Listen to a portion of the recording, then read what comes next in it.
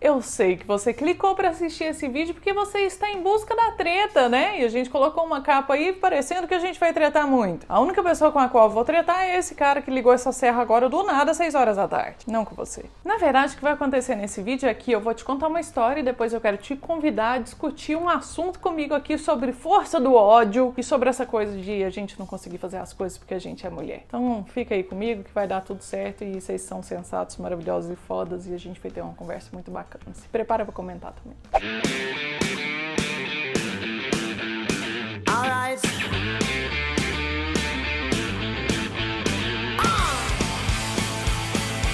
Quem me segue lá no Instagram já me viu contando essa história. Hoje eu vou contar ela aqui de novo, então se você já viu, assista novamente para você poder formar sua opinião de uma maneira linda e maravilhosa e depois comentar aqui. Se você não me segue no Instagram ainda, @acidezfeminina, vai lá me seguir, eu tenho sorteado coisas lá. Daqui uns dias a gente vai sortear uma coisa muito massa. Mesmo que a gente não estivesse sorteando, eu tenho certeza que você ia adorar me seguir, não é? Então vai lá, por favor. Obrigada de nada. E se inscreve aqui no canal também.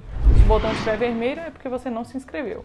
É hora de clicar para ele ficar cinza. Clica aí para você ver essa mágica que acontece de mudança de cores. O que aconteceu foi o seguinte. Minha mãe mora numa cidade no interior de Araxá.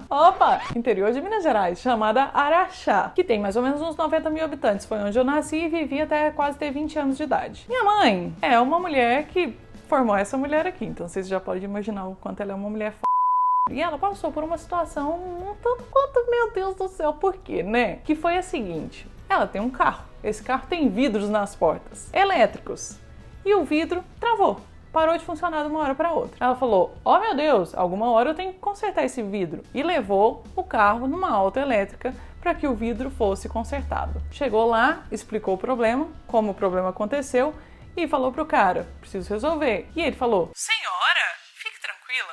Nós aqui estamos para resolver todos os seus problemas de elétrica e autoelétrica e elétrica em autos. Vamos trocar essa peça aqui e tudo vai dar certo.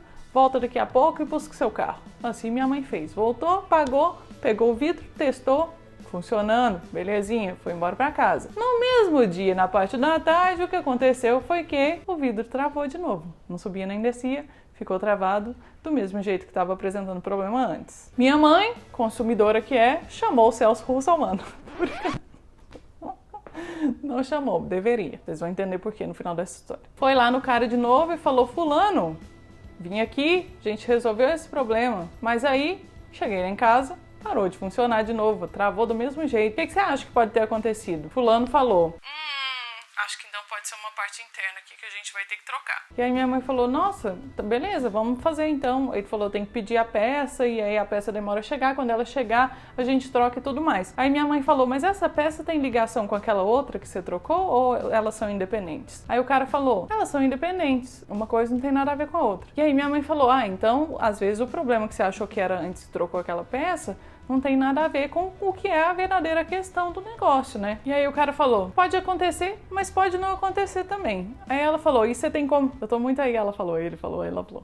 Mas é assim que você conta a história. E aí ela falou, então você consegue checar isso quando você abrir para trocar outra peça? Consigo, mas assim, tô olhando aqui agora e assim, eu acho que não tem nada a ver não e tal. Aí minha mãe falou, então nesse caso, a gente pode destrocar a peça que você tinha trocado no meu carro, devolver a peça antiga, e aí a gente abate o valor que você pegar a sua peça de volta, né? Aí ele falou, não tem nada disso não, trocou as peças, você tem que ficar com essa peça aí. E minha mãe falou, mas se você mesmo tá falando pra mim que tá olhando aqui agora e vai checar depois, que pode ser que não tenha nenhuma correlação, então por que eu tenho que ficar com essa peça que trocou desnecessariamente? Eu posso ficar com a minha peça antiga e não tem esse gasto, né não? E aí o moço falou, olha minha senhora, é porque você é mulher, você não entende. E aí, gente, mais uma vez, minha mãe é a pessoa que criou essa pessoa que vocês estão vendo aqui. O que você acha que minha mãe falou pra esse cara? Opções que você tem. Número 1. Então quer dizer que tem que ter pinto pra conseguir entender vidro de carro? Opção 2. Nossa, realmente... No dia que Deus escolheu que eu viria com uma vagina, ele também escolheu que eu viria sem um cérebro, e aí nesse caso eu não consigo compreender nada. Opção 3. Não, meu senhor, o negócio é o seguinte, se eu entendesse, eu teria aberto uma autoelétrica e não estaria aqui agora contratando seu serviço. Qual que você acha que foi que minha mãe falou? Deveria ter sido a primeira, né? Também pensei isso e falei exatamente isso pra ela. Só que eu finalizei pra ela quando eu falei que era isso que ela tinha que dizer, com a seguinte coisa.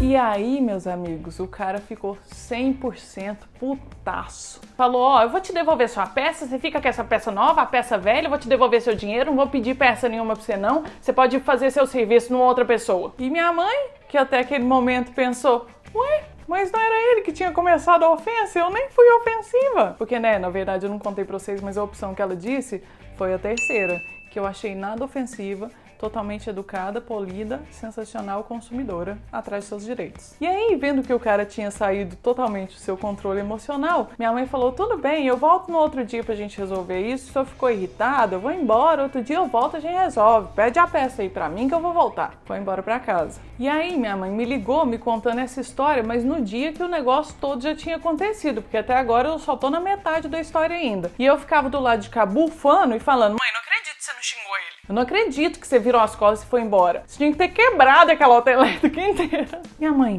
calma, Tati, não terminei de contar a história. Eu não sou essa pessoa mais que sai ofendendo as pessoas. Porque durante muito tempo ela foi essa pessoa. Barraqueira. Tô brincando, mãe, se você estiver assistindo. Você não era essa pessoa não, tá? Antes que você dê barraco comigo também. Tô brincando também, mãe, era tudo brincadeira, tá? E aí ela falou que esperou o negócio esfriar e chegou lá na volta elétrica no outro dia e falou, olha, moça, eu vim aqui pra gente resolver a questão que a gente teve aquele dia, porque eu não acho certo ficar desse jeito e eu também não acho certo virar as costas e ser atendido por uma outra pessoa, até porque quem falou pra mim que eu não entendia porque eu era mulher foi você e eu só te respondi que na verdade não, que eu não entendia porque eu não tinha estudado sobre isso, eu não tinha o conhecimento, não tinha por que você ficar irritado daquele jeito. Então eu tô aqui pra gente resolver amigavelmente, vamos resolver a questão, você tem uma empresa, eu quero consumir o seu serviço, você tem uma empresa e eu tenho um problema que você pode resolver, vamos conversar, você me explica o que que é, eu entendo e a gente resolve o problema. Vamos combinar assim? Porque eu não quero criar inimizade com ninguém não, a gente tá todo mundo no mesmo barco, no meio de uma pandemia,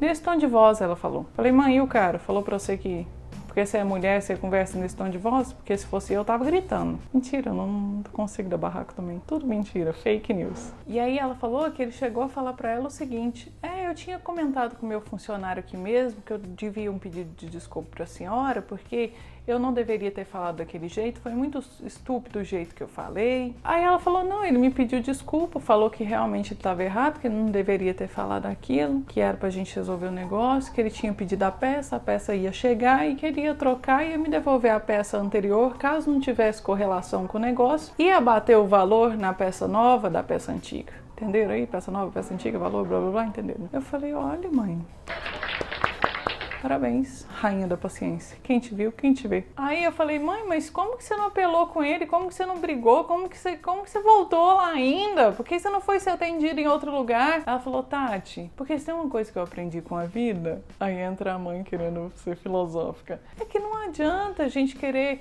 consertar ou ensinar as outras pessoas na força do ódio. Ela falou, você acha que se eu tivesse dado chilique, saído de lá puta, virado as costas, nunca mais voltado e ido ser atendido em outro lugar, esse cara ia ter chegado à conclusão de que ele tinha cometido um erro? Ou você acha que ele ia só ficar falando, mulher é assim mesmo, apela, vai embora, não resolve as coisas, não entende nada, blá blá blá. Falei, não sei.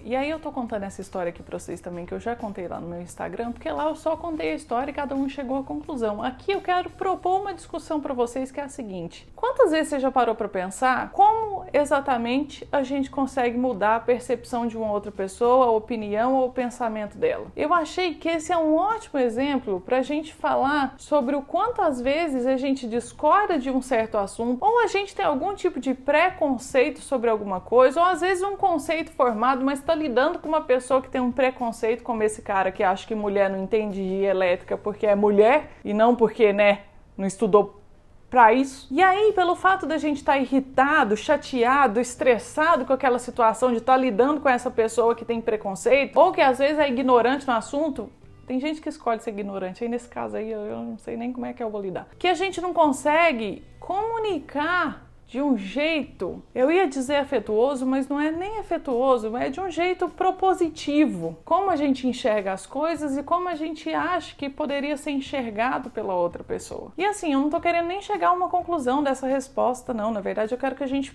se pergunte sobre isso, se analise e pare para pensar sobre essa coisa. Mas se eu tivesse que ter uma hipótese assim, seria de que, velho, toda vez que a gente dá uma resposta ríspida, a gente faz com que aquela pessoa reforce o pensamento dela. Quanto mais a gente grita para falar o que a gente pensa ou o que a gente gostaria que acontecesse com o mundo e com as outras pessoas, e quanto mais a gente é ríspido e estridente para mostrar isso, a impressão que eu tenho é que mais as pessoas ficam na defensiva, atrás de um muro, sem estarem abertas a discutir o assunto e pensar sobre aquilo, mesmo que elas vão chegar à mesma conclusão que ela já tinha antes, mas pelo menos parou para analisar um pouquinho. Então esse vídeo, além de ser um vídeo para vangloriar a minha mãe e sua senhora paciência, gostaria que ela tivesse essa paciência quando a gente tinha 15 anos, mas também para a gente poder usar esse espaço que a gente tem para repensar como a gente tem agido, quais são as nossas atitudes. E aí eu falei muito aqui enquanto sociedade, coisas que a gente acredita e tudo mais, mas vale também para os nossos relacionamentos mais próximos. Será que a gente está realmente